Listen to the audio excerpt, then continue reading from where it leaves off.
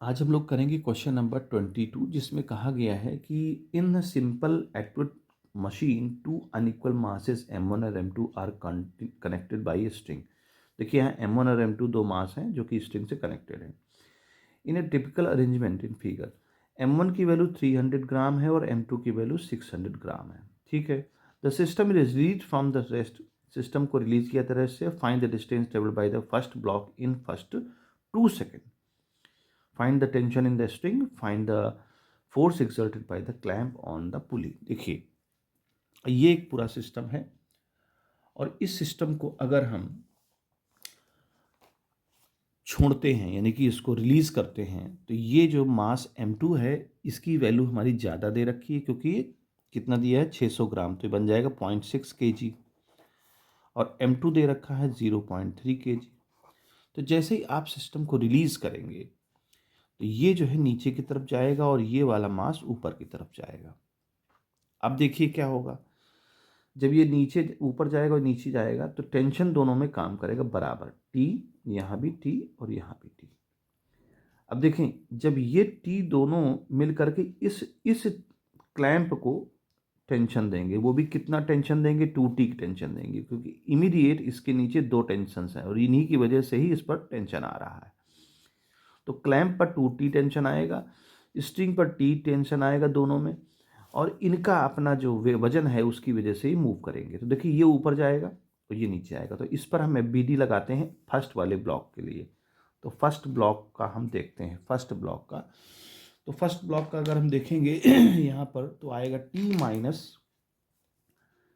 Minus नीचे की तरफ इसका वजन 0.3 g और इसको एक एक्सेलरेशन मिलेगा जब ये ऊपर जा रहा होगा और ये नीचे आ रहा होगा, तो वो एक्सेलरेशन हम m1 यानी कि 0.3 इंटू ए लिख दे। ये इक्वेशन 1 हो गई हमारी। इसी तरह दूसरे पे भी लगाते हैं हम, तो चूंकि वजन इसका नीचे है, नीचे की तरफ जा रहा है, तो 0.6 g माइनस टी और 0.6 a, ये इक्वेशन नंबर 2 हो गई हमारी। अब दोनों को हम क्या करें, ऐड कर दें, दोनों ऐड होंगे तो टी वैल्यू कट जाएगा और यहाँ से जो वैल्यू आएगी वो हमारी क्या आ जाएगी, 6g से हमारा माइनस होगा तो 0.3g और ये तो वैल्यू दोनों ऐड हो जाएंगी तो 0.9a। तो यहाँ अगर हम देखें तो a की वैल्यू आएगी g/3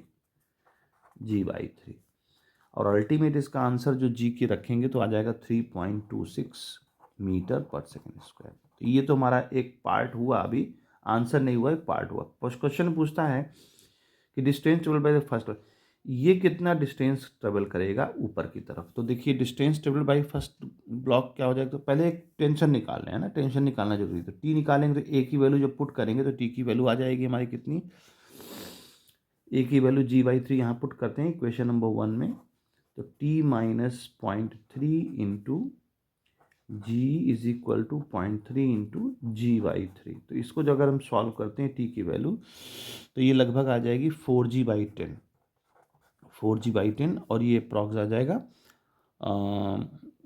ये कट जाएगा 0.4g, जी की वैल्यू 9.8 रखेंगे तो ये लगभग 3.92 न्यूटन के फॉर्म में आ जाएगा। अच्छा, अब हमारा जो पार्ट 1 है उसको हम सॉल्व करेंगे। पार्ट 1 कहता है कि ये वाला ब्लॉक कितना डिस्टेंस ट्रेवल करेगा 2 सेकेंड में। तो फार्मूला सिंपल है, S is equal to ut plus half AT² लगा दीजिए। तो स्टार्टिंग में हमने इसको 0 माना था कि भाई स्टार्ट से 0 से चला होगा, ए की वैल्यू हमने रख ली वहाँ पर g/3 और टी की वैल्यू 2 2 जा 4 हो जाएगा, तो इसका अल्टीमेट आंसर जो है हमारा आ जाएगा 6.5 मीटर के। उसके बाद दूसरी बात उसने पूछा है कि find the tension in the string, तो टेंशन तो हम पहले निकाल चुके हैं, ये वाला आंसर हमारा टेंशन का बन जाएगा, तो T is equal to 3.92 newton. फिर कहता है कि क्लैंप पर कितना टेंशन आएगा, यानी इस क्लैंप पर यहाँ पर कितना टेंशन आएगा, तो वो तो 2T के बराबर हो जाएगा।